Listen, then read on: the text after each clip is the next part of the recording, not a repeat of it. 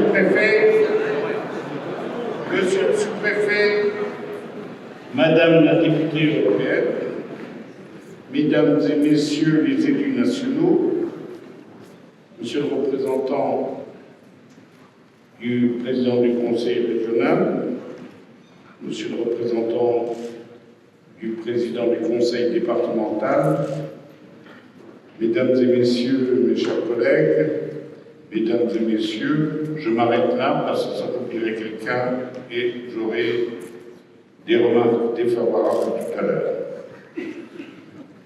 Soyez tous les bienvenus. Vous n'êtes pas venus ici pour écouter les élucubrations d'un vieux maire de Moselle, mais plutôt pour écouter le président de la communauté Porte de France, Thionville, à laquelle nous appartenons. Fontoy a été une porte de France, parce qu'en 1870, plutôt après le traité de Francfort, on nous a fermé la porte de France et on nous a jetés dans les bras de l'Empire germanique et prussien. Ça nous a valu une annexion, la première. Depuis, la France s'est rachetée. Elle nous a octroyé un droit local aux 3 départements. Je ne vais pas m'étendre sur le droit local, parce que chacun sait à quel point je suis attaché et prêt à le défendre. Mais, après cette période d'annexion, notre pays a connu une période de développement vaste que les Prussiens avaient nettement amorcée. Et cette période a permis aux territoires annexés de participer à l'élan national et à la richesse du pays de France. Depuis, les choses ont beaucoup changé. Vous vous trouvez dans un site minier. Et ce site minier a permis d'alimenter les industries sidérurgiques qui se trouvaient dans la vallée et dans le pays thionvillois. Depuis, les choses ont disparu, hormis quelques industries qui sont des industries de pointe et qui existent encore dans la région. Mais nous avons été obligés de gérer à la fois l'après-sidérurgie et l'après-mine. L'après-sidérurgie a été largement compensée. Par contre, l'après-mine, ça n'est pas terminé. Bien au contraire. Et là, je m'adresse à vous, Monsieur le Préfet, comme j'ai déjà fait, pour compter sur vous. Parce que les choses ont un petit peu évolué, puisque le tribunal administratif a pris des décisions de manière à alléger les contraintes dues à l'après-mine. Cela est très important pour nous et pour la région, parce que tout notre développement du territoire est impacté par notre passé minier et les cicatrices que nous avons. Aussi, je ne vais pas m'étendre ce soir, puisque ça n'est pas le moment, et que vous êtes tous impatients d'entendre le président. Je ne vais pas mentir, mais je compte sur vous fermement pour nous comprendre et surtout nous aider pour favoriser le développement d'une région qui a largement contribué au développement de la Lorraine et du pays en particulier, et qui aujourd'hui doit avoir une nouvelle préparation. Monsieur le Président, je ne vais pas m'étendre plus longtemps parce que de toute façon, c'est vous qu'on entend. Ce sont vos déclarations. Alors, je vous cède la parole et je vous remercie d'avance. Merci en même temps.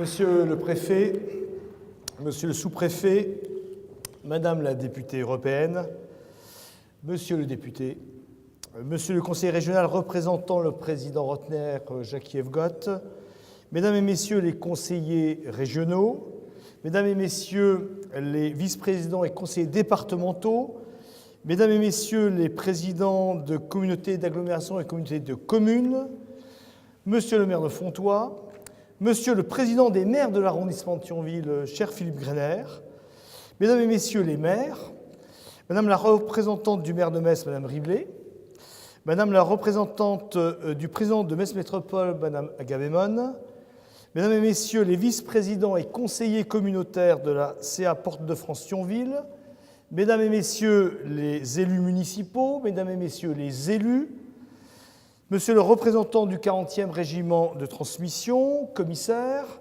commandant d'Orlin, commandant Laurent, Mesdames et Messieurs les représentants des autorités civiles et militaires, Monsieur le président du Conseil de développement, cher Jean-Pierre, Mesdames et Messieurs les membres du Conseil de développement, Monsieur le représentant de l'Université de Lorraine, Monsieur le directeur de l'IUT de Thionville-Lutz, Mesdames et Messieurs les représentants des cultes et des conseils de fabrique, Mesdames et Messieurs les présidents et directeurs des bailleurs sociaux, Mesdames et Messieurs les représentants du monde économique, éducatif, culturel, caritatif, sanitaire et associatif, Mesdames et Messieurs en titre et qualité.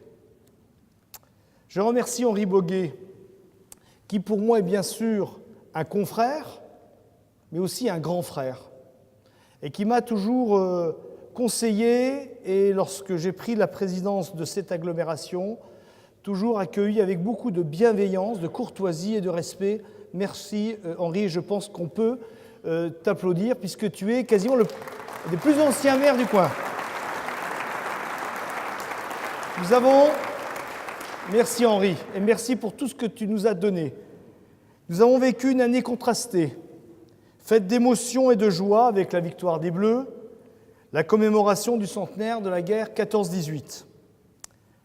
Parfois d'inquiétude et de tristesse quand on voit l'évolution préoccupante du populisme et du repli des peuples, avec aux manettes des dirigeants pour le moins atypiques, mais une année qui marque un tournant depuis mai 1968. L'histoire et le passé qui recommencent. À travers les siècles, les peuples ont exprimé leur frustration, leur colère, leur espoir et leur attente. Un mouvement de contestation peut traduire un réel sentiment de déclassement et peut conduire à la mise en danger de la cohésion sociale. Il faut entendre ce besoin de dignité, cette attente d'exemplarité des plus hauts responsables publics. Ne pas fracturer, mais rassembler. Attention toutefois à ne pas tomber dans la démagogie, le populisme, voire la désinformation volontaire, terreau de l'obscurantisme intellectuel. Notre organisation politique, issue de la Révolution française, notre organisation sociale, en grande partie issue du Conseil national de la Résistance, sont les socles d'une des nations, quoi qu'on dise, les plus égalitaires du monde, selon l'OCDE.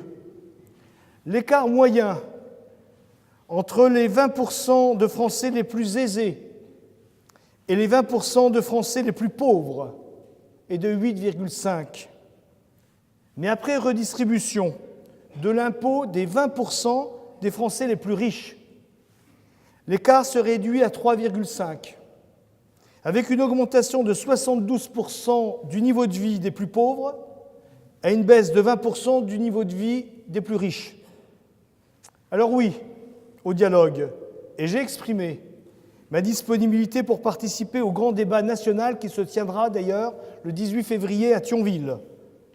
Mais n'oublions jamais que notre démocratie, aussi imparfaite soit-elle, nous est enviée par bien des nations et bien des peuples à travers le monde. 2018 fut aussi une année pleine de promesses et d'unité pour notre territoire. Une année de travail, ensemble, dans le respect, mais aussi une certaine forme d'amitié qui me rend fier de pouvoir être à vos côtés, d'avancer avec vous dans une vision de notre territoire qui évolue, qui se développe et dont j'assume actuellement la présidence. Je vous remercie, Bruno Sapin, Patrick Luxembourger, Henri Boguet, Jean Cloppe, Bernard Vénan, Denis Schitz, Daniel Perlati, Patrick Becker, Marcel Brière, Marc Ferrero, René André, Laurent Brouillet, de ces moments d'échange au cours de nos rencontres mensuelles, parfois vifs, mais toujours constructifs. Notre territoire s'inscrit désormais au cœur du Nord-Lorraine, au sein des EPCI qui l'entourent. Territoire incontournable, devenu le siège social du nouveau pôle métropolitain frontalier, créé le 1er janvier, et je salue ici Christian Ariès, qui est venu assister à mes vœux. Ce pôle a été créé par la volonté des 8 présidents d'EPCI, Michel Lipgott pour la communauté d'agglomération du Val-de-Fensch, Christian Ariès pour la communauté d'agglomération de Longwy, Pierre Hein pour la communauté de communes de l'Arc-Mosellan, André Partenay pour la communauté de communes du Pays Haut-Val d'Alzette, Michel Paquet pour la communauté de communes de Cattenom et environ, Daniel Matergia pour la communauté de communes du Cœur du Pays Haut, Jean-Pierre Jacques pour la communauté de communes Terre Lorraine du Long-Guyonnais. Ensemble, nous sommes forts, de 340 000 habitants, périmètre pour travailler sur toutes les problématiques frontalières et d'en faire un territoire d'innovation, d'expérimentation. Créé en à peine 1 an et demi, témoin de la volonté d'avancer ensemble unis, le pôle métropolitain frontalier a vocation à s'engager dans toutes les problématiques frontalières, notamment la mobilité physique et numérique, la santé, la formation, permettant la définition d'un périmètre géographique pertinent. 2008 m'a vu prendre la présidence du Sillon lorrain, véritable creuset d'intelligence collective qui a permis la création de Lorraine Tech, symbolisée sur notre territoire par le bâtiment Tipeee, accueillant start-up et autres développeurs, mais aussi la création de la plus grande bibliothèque de France, mettant en réseau les fonds documentaires d'Épinal, de Metz, de Nancy et de Thionville. Accessible dans un premier temps à Puzzle, mon ambition est de permettre son accessibilité dans toutes les bibliothèques de Porte-de-France Thionville. Le Sillon lorrain est aussi l'évolution vers une labellisation CHU du CHR Metz-Thionville. 2018, c'est l'affirmation d'une nouvelle image pour notre agglomération, avec un volet d'attractions touristiques, le nouveau camping de la base nautique, économique, avec le bâtiment S-Hub, pour y abriter du télétravail et pour lequel je réclame, comme pour nos amis belges, 46 jours de télétravail par an. Industriel, avec l'implantation de l'usine Knauf et d'autres entreprises sur nos zones d'activité qui se remplissent progressivement. C'est un rapport de la Direction générale des finances publiques qui considère notre communauté d'agglomération solide financièrement et qui révèle plus de 160 millions d'investissements entre la ville de Thionville et la communauté d'agglomération sur les 6 ans à venir. Cela me permet d'affirmer sous votre autorité, cher maire, et notamment Bruno Sapin, que c'est plus de 200 millions d'euros qui seront investis jusqu'en 2026 sur le territoire thionvillois. Soyons fiers, mes amis, de ces magnifiques perspectives. 2019 sera marqué par la poursuite de la dynamique. L'étude relative au nouveau centre nautique de Bassam, avec la temporalité suivante. Début des travaux en avril 2020, fin des travaux en avril 2022. Entre 2023 et 2025, c'est la restructuration de la piscine de Thionville. C'est 2019 la construction du centre technique communautaire. C'est le début de la construction du parking de Metsange, qui est un parking P+R, avec les lignes frontalières de 700 places. C'est le début d'un projet qui me tient à cœur, la réhabilitation du quartier couronné, et notamment la mise en œuvre de la réhabilitation complète du pont des Écluses, qui nous permettra d'avoir une salle d'accueil communautaire, voire une salle pour faire de l'événementiel, dans ce magnifique joyau du XVIIIe siècle. L'installation de nouvelles entreprises sur notre territoire, dont je dis bien deux entreprises luxembourgeoises qui viennent s'installer sur notre territoire. C'est le début de la nouvelle clinique Ambroise Paré, 32 millions d'investissements pour des travaux qui seront terminés en 2022. C'est le déploiement du contrat local de santé sur tout le territoire, avec, comme vous le savez, un dispositif de soutien à l'installation des médecins, 20 000 € d'aide à l'installation pour chaque médecin qui viendra s'installer sur notre territoire.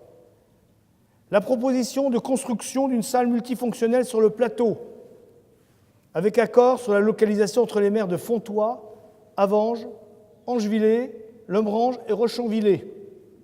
Cette salle doit bien sûr correspondre à un besoin exprimé, répondre à une nécessité, doit tenir compte de l'existant, notamment pour les communes de Fontoy et de Tressanges. Les trois questions auxquelles il faut répondre: pour qui, où et comment? Telles sont les réponses qu'il faudra apporter, et j'attends des avancées significatives au cours du premier semestre de l'année.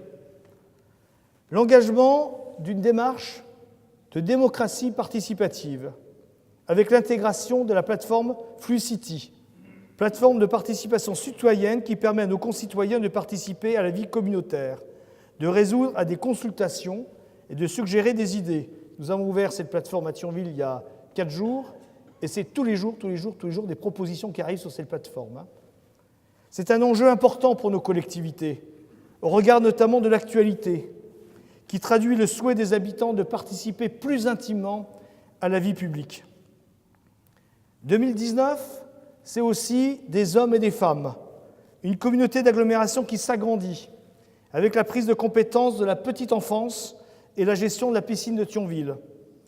C'est une agglomération qui devient mature, abritant désormais 300 personnes, sous l'autorité de son directeur général des services, dont je veux souligner ici, cher Philippe Greiner, le grand professionnalisme, l'expertise et la pertinence.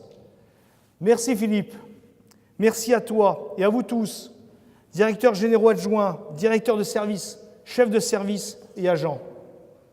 C'est aussi la mutualisation des transferts de compétences à chaque fois, dans le respect de ceux qui font vivre notre agglomération. 2019, c'est une année cruciale pour la mobilité dans le Nord-Lorraine, à travers la finalisation de l'autoroute A31 bis et le BHNS. En ce qui concerne l'A31 bis, je le redis avec force, et mes propos restent les mêmes. Couper Florange est inacceptable. Utiliser le tracé F4, mais y réaliser un tunnel pour la traversée de Florange me paraît la solution la plus souhaitable, tant pour les Florangeois que pour la pérennité du développement économique du Val de Fensch à moyen terme. N'oublions jamais que les grandes cités se sont toujours développées sur les grands axes de circulation. On nous dit que cela n'est pas possible. Mais qu'en est-il des 2 tunnels qui traversent Marseille? Pourquoi ce qui est possible sur un territoire ne le serait pas ici? D'autant qu'une concession, et donc qu'un péage est acté. Le faisceau F10, que nous rendons possible, sous condition, avec mes collègues maires d'Illange et de Terville, ne peut être qu'une alternative. Le tracé F4 florangeois doit rester la priorité avec l'aménagement d'un tunnel souterrain. L'A31 bis doit aussi permettre la 4e voie dite d'urgence, le passage de transports en commun, le covoiturage et les véhicules électriques. La réponse à la mobilité frontalière doit être multiforme, complémentaire et efficace. Une réflexion pour poursuivre les études concernant un mode de transport nouveau sera poursuivie à la communauté d'agglomération. Dans ce cadre, comment ne pas évoquer le BHNS, le Citizen?